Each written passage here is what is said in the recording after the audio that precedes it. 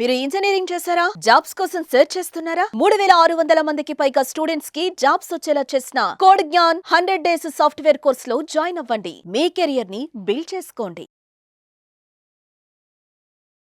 నమస్కారం అలగరి రవీంద్రనాథ్ గారు. నమస్తే అండి శ్రీ గారు. ఈ మధ్య కాలంలో మనం చూస్తే భార్య భర్తల విషయాల్లో మెయింటెనెన్స్ సంబంధించిన కేసులు విపరీతంగా పెరిగాయి అని చెప్పొచ్చు. అందులో దానికి సంబంధించే రీసెంట్ గానే ముంబై హైకోర్టు అయితే ఒక కీలకమైన తీర్పు ఇవ్వడం జరిగింది.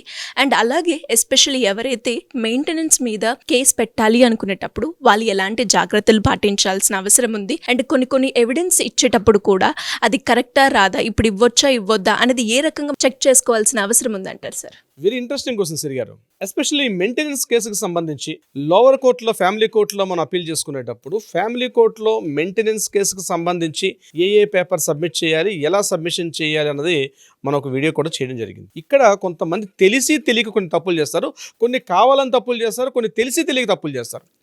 ఎస్పెషల్లీ ఫ్యామిలీ కోర్టులో జడ్జిమెంట్ వచ్చిన తర్వాత హైకోర్టుకి అప్పీల్ చేసుకునేటప్పుడు ముఖ్యంగా మనం ఎంత క్లీన్ హ్యాండ్స్తో ఉండాలి అన్నది హైకోర్టు క్లీన్గా అబ్జర్వ్ చేస్తుంది. మనం ఇక్కడ క్లీన్గా లేకపోతే హైకోర్టు ఇచ్చినటువంటి ఏదైతే జడ్జిమెంట్స్ ఉంటాయో చాలా దారుణంగా ఉంటాయి. దీనికి సంబంధించి మనం ఎన్ని జాగ్రత్తలు తీసుకోవాలి, ఎంత ట్రాన్స్పరెంట్ గా ఉండాలన్నది ఒక కేసుకు సంబంధించి ఇటీవల బాంబే హైకోర్టులో ఒక జడ్జిమెంట్ అయితే రావడం జరిగింది. దాని వివరాలు నేను మీతో డీటెయిల్స్ గా పంచుకునే ప్రయత్నం చేస్తాను. ఈ వీడియో చివరి దాకా చూడండి.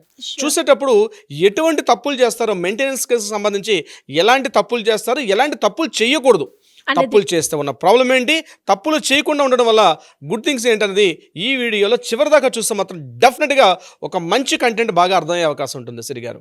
సో విషయం ఏంటంటే ఇక్కడ ఒక కేసు ఇక్కడ బాంబే హైకోర్టు దృష్టిలోకి వచ్చింది. ఈ కేసు 2021లో ఈ కేసు ఏం జరిగిందంటే వాళ్ళకి అప్పటికే ఒక 9 years అయింది, మ్యారేజ్ చేసుకున్నారు. భార్య భర్తలు వాళ్ళ 9 years, దీనికి ఒక 7 years పాప కూడా పుట్టింది. ఇక్కడ ఏవో చిన్న మనస్పర్ధల కారణం వల్ల చిన్న ఇంట్లో అన్నాక సహజమే కాబట్టి ఆ చిన్న తగాదాలు ఇచ్చి ఏం చేశారంటే ఆ అమ్మాయి ఆ చిన్న పాపను తీసుకుని వాళ్ళ అమ్మగారింటికి వెళ్ళిపోయింది. అయితే ఈయన ఏదో జాబ్ పోస్ట్ మారింది, కొత్త జాబ్ ఏదో చేంజ్ చేయడం వల్ల, జాబ్ పోస్ట్ మారడం వల్ల కొత్త పోస్ట్ ఏదో వచ్చింది, జాబ్ వచ్చింది. ఆ విషయం ఇన్ఫార్మ్ చేద్దామని ఆగస్టు 1వ తేదీ 2021 ఆ అమ్మగారింట్లో ఉన్నటువంటి ఆమెతో మాట్లాడడానికి ఈ అబ్బాయి వెళ్ళడం జరిగింది. వెళ్ళిన తర్వాత అక్కడ ఏదో కాస్త మాట పెరిగి కొంత ఘర్షణాత్మక వాతావరణం వచ్చిన తర్వాత అది చాలా ఎక్కువగా అవడంతో వాళ్ళు ఇమీడియట్గా చాలా గట్టిగా కొట్టుకునే స్థాయి వెళ్ళడంతో, అంటే చాలా గట్టిగా మాట పెరిగింది. ఆ మాట పెట్టడంతో ఈయన ఇంట్లోంచి బయటకు వచ్చేసాడు. ఆగస్ట్ 1న వచ్చేసాడు. వచ్చేసిన తర్వాత వాళ్ళు ఏం చేశారంటే ఈ అబ్బాయి మీద గొడవ పడ్డాడని చెప్పి దగ్గరలో ఉన్న పోలీస్ స్టేషన్లో 498A వేశారు ఈయన మీద. అంటే ఏం చేశాడు, మా మీద అటాక్ చేయడానికి వచ్చాడు, మా ఇంటికి వచ్చాడు, ఈ రకంగా దుర్భాషలు ఆడాడు, తిట్టుతూ వెళ్ళాడు, కొట్టుకుంటూ వెళ్ళాడు అని చెప్పి ఈ అబ్బాయి మీద, ఎవరైతే ఆ భార్య కూతురు ఉన్నటువంటి ఇంటికి వెళ్ళాడో ఇతని మీద అక్కడ దగ్గర లోకల్ కంప్లైంట్ లాడ్జ్ అయింది. సో ఈయన చాలా డిప్రెషన్ గురైపోయాడు, రకరకాలుగా బాధలు పడ్డాడు. ఆగస్ట్ 6వ తేదీ 2021లో ఏం జరిగిందంటే ఈయన బైక్ మీద వెళ్తుండగానే ఏదో ఆలోచిస్తున్నట్టు తెలియదు, బైక్ స్కిడ్ అయి పడిపోతే కాలర్ బోను కాస్త కాళ్ళ దగ్గర అక్కడ గాయాలయ్యి చాలా ఇబ్బందులు పడ్డాడు. అది లేవలేని పరిస్థితి, కోలుకోలేని పరిస్థితి వచ్చింది. ఈయన ఏం చేశాడంటే ఇంకా ఆఫీస్కి రిజైన్ చేసేసి ఈయన తన ఇంట్లోనే ఉండిపోవడం జరిగింది. ఎప్పటి వరకు ఉండిపోయాడు, ఆగస్టులో జరిగినట్టు ఆగస్ట్ 6న జరిగితే డిసెంబర్ 2020 వరకు కూడా ఈయన ఉండిపోయాడు. సో కొత్త పోస్టులో జాయిన్ అయిన తర్వాత ఈ యాక్సిడెంట్ అయింది, ఆయన ఆఫీస్లో జాయిన్ అవ్వకపోవడం, ఈ ఇతరత్ర కారణాలు ఇచ్చే వల్ల కొత్త ఆఫీస్ వాళ్ళు ఏం చేశారంటే సరే పాపం జాయినింగ్ ఆర్డర్ తీసుకున్న తర్వాత ఈ సంఘటన జరిగిందని చెప్పి ఈయన కూడా ఏదో మంత్లీ శాలరీ ఇచ్చుకుంటూ వెళ్ళారు. కానీ ఈయన కంటిన్యూగా 6 నెలల పాటు కంటిన్యూగా రాకపోతే ఏం చేశారంటే ఫిబ్రవరి 22 వరకు వాళ్ళు ఏం చెప్పారంటే నువ్వు కాకపోతే రిజైన్ చేసేసి, లేకపోతే మేము టెర్మినేట్ చేయాల్సి వస్తుందని చెప్పి ఆ కొత్త ఆఫీస్ నుంచి ప్రెజర్స్ రావడం జరిగింది. ఈయన ఈ రకంగా జరుగుతున్నప్పటికీ ఈ ప్యారలల్గా ఉన్న 498 ఈయన పోలీస్ స్టేషన్కి వెళ్ళడం, పోలీస్ స్టేషన్ రావడం, ఇది అలా కంటిన్యూ అయిందంటే దీనికి కోర్టు దాకా పోయింది. కోర్టులో ఫిబ్రవరిలో ఈ కేసు అయిన తర్వాత సెప్టెంబర్ 2022 నాడు దీనికి ఆల్రెడీ ఈ కేసు సంబంధించి కోర్టులో ఫైల్ చేశారు. ఫైల్ చేసిన తర్వాత డిస్కషన్ జరిగింది, అక్కడ కోర్టులో వాదోపవాదాలు జరిగిన తర్వాత వీళ్ళు ఏం చేశారంటే బాబు నీ శాలరీ ఎంత, నువ్వు జాబ్ లేదు ఏమీ లేదంటున్నావు కాబట్టి సరే నీ భార్యకి మెయింటెనెన్స్ పరంగా ఇప్పుడున్నటువంటి ప్రొఫైల్ ప్రకారంగా నీ భార్యకి 30,000 రూపాయలు మెయింటెనెన్స్ ఇవ్వు. అట్ ద సేమ్ టైం మీ ఇద్దరి పేరు మీదుగా ఉన్నటువంటి ప్రాపర్టీ ఏదైతే ఉందో ఆ ప్రాపర్టీకి ఈఎంఐ కట్టాలి. ఇద్దరు జాయింట్ ప్రాపర్టీ కొనుక్కున్నారు కాబట్టి సరే దాని మీద ఈఎంఐ 50,000 రూపీస్ కాబట్టి 25,000 రూపీస్ నువ్వు చెల్లించు, 25,000 రూపీస్ మీ ఆవిడ చెల్లిస్తుంది. ఇద్దరు కలిసి ఆ ప్రాపర్టీని అయితే ఈఎంఐ చెల్లించుకోండి, 30,000 రూపీస్ అమ్మాయికి మెయింటెనెన్స్ ఇవ్వు, ఇంక్లూడింగ్ పాపతో కలిపి ఆ పాప అక్కడే ఉంటుందని చెప్పి సెప్టెంబర్ 2022న దీనికి సంబంధించినటువంటి ఒక జడ్జిమెంట్ అంది లోవర్ కోర్టులో రావడం జరిగింది. వచ్చిన తర్వాత ఈయన అక్కడ తాగితే బాగుండేది. ఈయన ఏం చేశాడు, నేను 30,000 రూపాయలు కూడా ఇవ్వలేనని చెప్పి లోవర్ కోర్టులో వచ్చిన జడ్జిమెంట్ని ఆయన ఛాలెంజ్ చేస్తూ హైకోర్టుకి రిట్ పిటిషన్ దాఖలు చేశాడు. హైకోర్టులో అప్పీల్ చేసుకున్నాడు. అక్కడ ఉన్నటువంటి బాంబే హైకోర్టుకి అప్పీల్ చేశాడు. ఏంటని ఇక్కడ ఆయన చూపించిన ప్రూఫ్స్ ఏంటంటే, నాకు మంత్లీ కొత్త జాబ్లో జాయిన్ అయ్యాను, కొత్త జాబ్లో నాకు వచ్చే శాలరీ జస్ట్ ఓన్లీ 20,000 రూపీస్ మాత్రమే. ఇందులో కూడా నా ప్రొఫెషనల్ ట్యాక్స్ కట్ చేస్తే 200 రూపీస్ కట్ చేస్తే నా చేతికి అందింది మాత్రం 19,800 రూపాయలు. ఇది కాకుండా నాకు ప్రయాణం వచ్చేది 20,000 అంటే 2.4 lakhs వస్తుంది. నేను 30,000 రూపీస్ ఇవ్వడం అనేది చాలా కష్టం, ఇవ్వలేను.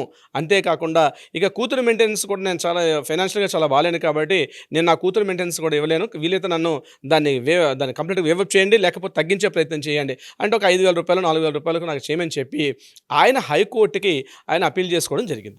సో ఇక్కడే అసలు స్టోరీ స్టార్ట్ అయింది అనమాట. ఏం జరిగింది ఇక్కడే గుర్తుపెట్టుకోండి. ఈ వీడియోలో ఇందాక నేను చెప్పినట్టుగా ఇక్కడ నుంచి కరెక్ట్గా మనం ఏ తప్పులు చేస్తాం, ఏం తప్పులు చేయకూడదు, it's very very most important. ఇక్కడ అతను ఏం చేశాడు అంటే, హైకోర్టుకి ఫైల్ చేసినప్పుడు తనకు ఉన్నటువంటి పే స్లిప్స్ అవి చూపించుకున్నాడు. ఏముంటుందిలే హైకోర్టుకి ఏం తెలుస్తుంది, అక్కడ వాళ్ళు అడ్వకేట్ చెప్పాడు కాబట్టి ఏం తెలుస్తుంది అని చెప్పి హైకోర్టుని ఆయన కొంత మిస్గైడ్ చేసే ప్రయత్నం చేశాడు. చేస్తూ ఏం చేశాడంటే, నా శాలరీ 2.4 lakhs ఉన్నట్టుగా ఆయన పే స్లిప్స్ కానీ బ్యాంక్ స్టేట్మెంట్స్ అన్నీ కూడా చూపించాడు. కానీ ఇక్కడ ఆ అమ్మాయి తరపు అంటే ఆ వైఫ్ ఏం చేశారంటే, ఇతను ఇది కాదు యాక్చువల్గా ఇతను ఫైల్ వేరే ఉందని చెప్పి ఇతను యాక్చువల్గా ఈ కేసు నడుస్తున్న సమయంలోనే వీళ్ళ మదర్ అకౌంట్కి ఈయన అకౌంట్ నుంచి ఒక 13 లక్షల రూపాయలు వాళ్ళ మదర్ అకౌంట్ ట్రాన్స్ఫర్ అయింది. అది కాకుండా వాళ్ళ బ్రదర్ అకౌంట్కి మరొక 17 lakhs అమౌంట్ ట్రాన్స్ఫర్ చేశాడు. ఇంత లంసమ్ అమౌంట్ ఒకవేళ 30,000 రూపాయలు జీతం వస్తున్న వ్యక్తికి 30 లక్షల రూపాయలు ఇంత పెద్ద అమౌంట్ ఎలా ట్రాన్స్ఫర్ చేసావు అని చెప్పి ఆవిడ క్వశ్చన్ చేయడం జరిగింది, కోర్టులో అడగడం జరిగింది. 30 లక్షల రూపాయలు చేయడం విషయం కాదు, అక్కడ చేయొచ్చు, ఇట్స్ డిఫరెంట్ పార్ట్. కానీ కోర్టుని మిస్గైడ్ చేయడం, అదేవిధంగా కోర్టుకి క్లీన్ హ్యాండ్స్ లేకుండా కోర్టుకు రావడం ఉంది ఇక్కడ కోర్టుకు అసలు తీవ్రంగా తీసుకుంది. సరే, ఇది ఒకటి తప్పు. ఇంకొక తప్పు ఏం చేశారంటే, ఇంకొక తప్పు అత్యంత దారుణమైన తప్పు. ఇటీవల కాలంలో సోషల్ మీడియా బాగా ప్రభావితం అయిపోయింది. ఈ ఓపెన్ చేస్తే అన్నీ తెలుస్తాయి. ఈరోజు ఇతను ఏం చేశాడు, ఒక మ్యాట్రిమోనియల్ కంపెనీ, ఒక మ్యాట్రిమోనియల్ సొసైటీకి కూడా ఈయన అప్రోచ్ అయ్యి, నాకు మరలా ఒక అమ్మాయి కావాలని చెప్పి, నా మ్యారేజ్ డివోర్స్లో ఉంది కాబట్టి నాకు ఒక అమ్మాయి కావాలని చెప్పి ఈయన ప్రపోజల్ పెట్టాడు. ఆ ప్రపోజల్లో ప్రొఫైల్ ఏముందంటే, తన యాన్యువల్ ఇన్కమ్ చూసినట్లయితే 35 lakhs to 50 lakhs రూపీస్ నాకు యాన్యువల్ ఇన్కమ్ ఉందని చెప్తూ, అదేవిధంగా ఈయన ఎంత బ్లైండ్గా చేశాడంటే, ఆ కాంటాక్ట్ నెంబర్స్ కూడా అదే కాంటాక్ట్ నెంబరు, ఏదైతే కోర్టుకి ఇచ్చినటువంటి ఫోటో ఏదైతే ఉన్నాయో ఇమేజెస్, అవే ఇమేజెస్ వాడుతూ ఇతను మ్యాట్రిమోనియల్లో పెట్టడం జరిగింది, అంటే సోషల్ మీడియాలో పెట్టడం జరిగింది. ఇది కాకుండా లింక్డ్ఇన్లో ఉన్నటువంటి ఆయన కంప్లైంట్ తీసుకున్నప్పుడు కూడా, ఈయన పనిచేసిన కంపెనీ డీటెయిల్స్ అట్లా చేసేటప్పుడు కూడా ఈయన యొక్క ప్రొఫైల్ చాలా హై స్టేజ్గా ఉన్నట్టుగా కూడా కనిపించడం జరిగింది. అంత హై స్టేజ్లో ఉన్నటువంటి పర్సన్ మొత్తం చూసినట్లయితే ఆయన వాళ్ళ ఫ్యామిలీ అంటే వాళ్ళ మిస్సెస్ వాళ్ళు తీసుకొచ్చిన ఎవిడెన్స్ ఒకటే కూడా చూపిస్తున్నారు. ఆ చూపిస్తుంటే ఈయన యాన్యువల్ వచ్చే ఇన్కమ్ ఎంత అంటే అక్షరాల 65 లక్షల రూపాయల ప్యాకేజీలు ఉన్నాడు ఈయన. ఆ 65 lakhs ప్యాకేజీలు ఉంటే కోర్టుని మిస్గైడ్ చేస్తూ, మిస్లీడ్ చేస్తూ, క్లీన్ హ్యాండ్స్ లేకుండా వెళ్ళాడు. ఈ విషయం మీద కోర్టు ఏది నిజం ఏది అబద్ధం చెప్పాలంటే ఎవిడెన్స్ని మాత్రమే ప్రాతిపదికగా తీసుకుంటుంది. కాబట్టి ఆ వైఫ్ అలా చూపిస్తున్నటువంటి ఇన్ని రకాల అమౌంట్స్ చూపిస్తూ కూడా కోర్టు దగ్గర మాత్రం నా దగ్గర జాబ్ లేదని చెప్తూ కేవలం 20,000 రూపీస్, ఆ 30,000 రూపీస్ని ఎస్కేప్ అవ్వాలనే ఉద్దేశంతో 20,000 రూపీస్కి నా శాలరీ అని చెప్తూ ఎప్పుడైతే హైకోర్టు రావడం జరిగిందో, హైకోర్టుని మిస్గైడ్ చేయడం, మిస్లీడ్ చేయడం జరిగిందో, హైకోర్టు దగ్గర క్లీన్గా కనిపిస్తున్నాయి ఈరోజు. అంటే ఒకటి గుర్తుపెట్టుకోవాలి, మెయింటెనెన్స్లో మనం ఇట్లాంటి కేసులు నడిచేటప్పుడు సోషల్ మీడియా విషయంలో చాలా జాగ్రత్తగా ఉండమని చెప్పి నేను నా దగ్గరకు వచ్చే క్లయింట్స్ కూడా నేను చెప్తూ ఉంటాను. ఎందుకంటే ఈరోజు ఫేస్బుక్, ఇన్స్టా, ఏదైతే లింక్డ్ఇన్, ఏవైతే పెద్ద పెద్ద ఈ సైట్స్ ఉంటాయి, వీటిలో మనం చేసే జాగ్రత్తలు లేకపోతే ఏదో రకంగా ఒకప్పట్లా కాదు కదండి పరిస్థితి సరిగారు. ప్రతిదీ కూడా ఏంటంటే ఈజీగా ప్రాపర్ ఇన్ఫర్మేషన్ దొరికిపోతుంది, కొద్దిగా ఎంక్వైరీ చేస్తే దొరికిపోతాయి. ఇంకా వీలైతే హెచ్ఆర్లతో కాంటాక్ట్లో పెట్టుకోగలిగితే, ఇప్పుడు పలానా కొన్ని జాబ్ ప్రొఫైల్స్ కూడా జాబ్ వెరిఫికేషన్ పెట్టేటప్పుడు ఈయన హెచ్ఆర్లో కూడా కాంటాక్ట్ చేస్తే అక్కడ హెచ్ఆర్ కూడా నేను ప్రీవియస్ కంపెనీలో ఇంత అమౌంట్స్ తీసుకున్నానని చెప్పి కూడా మనకు దొరికిపోతుంది. ఇక్కడ మనం చేయాల్సింది ఏంటంటే, కోర్టు దగ్గరికి వెళ్ళేటప్పుడు మనం రివ్యూ పిటిషన్స్ పెట్టేటప్పుడు క్లీన్ హ్యాండ్స్తో ఉండాలి. మనం జెన్యూన్గా ఉన్నప్పుడే లేకపోతే కోర్టు ఏం చేస్తుందంటే కోర్టు టైంని వేస్ట్ చేయడం ఇతరత్ర చాలా భారీగా సీరియస్గా తీసుకుంటుంది. సో ఎప్పుడైతే ఇవన్నీ కూడా వాళ్ళ మిస్సెస్ ఇవన్నీ కోర్టులో చూపించిన తర్వాత కోర్టు దీన్ని చాలా తీవ్రమైన నేరంగా పరిగణించి ₹1,00,000 స్ట్రైట్ అది కూడా ఇమ్మీడియట్ ఇమ్మీడియట్ గా ₹1,00,000 ఫైన్ వేసి ఆ ₹1,00,000 ఫైన్ ని కూడా ఇమ్మీడియట్ గా వాళ్ళ భార్యకి చెల్లించమని చెప్తూ, నీకు ఏదైతే ₹30,000 ఇచ్చారో ఆ ₹30,000 కాదు, monthly worth of minimum ₹3 lakhs వరకు ఇవ్వాలని చెప్తూ కూడా దాన్ని రిటిపిటిషన్కి వెళ్ళి రివ్యూకి వెళ్ళడం వల్ల ₹30,000 ఉంది 3 లక్షలు పెరిగి పాపను కూడా చూసుకోమని చెప్పి హైకోర్టు నుంచి రీసెంట్గా ఒక జడ్జిమెంట్ కూడా రావడం జరిగింది. సో ఇది ఒక లెసన్ అన్నమాట. ఎవరైతే ఈ రోజు మెయింటెనెన్స్ కేసుల్లో మన కోర్టులో ఉంటాయో, కోర్టుకి మనం సబ్మిషన్ చేసేంత కూడా తప్పని మనం రాంగ్ కోర్టు ఎప్పుడు అబ్జర్వ్ చేస్తుంటుంది, ఏది కరెక్ట్ ఏది రాంగ్ అనే విషయంలో కూడా మిస్గైడ్ చేయడం, మిస్లీడ్ చేయడం, మ్యానిపులేట్ చేయడం, క్లీన్ హ్యాండ్స్ లేకుండా కోర్టు చాలా సీరియస్గా తీసుకుంటుంది. క్లీన్ హ్యాండ్స్ లేకపోతే కోర్టు దృష్టిలో చాలా పెద్ద తప్పుగా భావిస్తారు కాబట్టి. సో ఈ ఏదైతే ఇప్పుడు నేను చెప్పిన ఈ కేసు సంబంధించిందో, ఎవరికైతే ఈరోజు మెయింటెనెన్స్ కేసుల్లో లోవర్ కోర్టులో కావచ్చు, అప్పర్ కోర్టులో కావచ్చు, అదేవిధంగా హైకోర్టులో దీనికి సంబంధించినటువంటి ఈ ప్రాసిక్యూషన్స్ ఆర్గ్యుమెంట్స్ ఎవరెవరైతే జరుగుతున్నాయో బీ కేర్ఫుల్గా ఉండండి. లేకపోతే మొదటగా మోసం వచ్చే అవకాశం ఉంటుంది, చాలా మొదటిగా మోసం వస్తుంది. ఎప్పుడు కూడా కోర్టులను తప్పుదోవ పట్టించే అవకాశం మాత్రం ఎప్పుడు చేయొద్దు. ఒకవేళ మీ అడ్వకేట్స్ చెప్తున్నా, మీ అడ్వకేట్స్ దగ్గర ఉన్న సీనియర్ అడ్వకేట్స్ ఉన్నారా లేదా, వాళ్ళకి నిజంగా ప్రాపర్ నాలెడ్జ్ ఉందా లేదా, ఒక ప్రాపర్ నాలెడ్జ్ ఉన్న అడ్వకేట్ని అప్రోచ్ అవ్వండి. ఫీజెస్ తక్కువ వస్తాయని చెప్పి ఈ అడ్వకేట్ని వెళ్తే కంజ్యూస్గా ఫీల్ అవ్వడం, ఇతని దగ్గరికి వెళ్తే చాలా తక్కువ ఫీజు వస్తుంది, కానీ తర్వాత రేపు పొద్దున ఫేస్ చేయాల్సింది అడ్వకేట్ కాదు, మీరే ఫేస్ చేయాలి.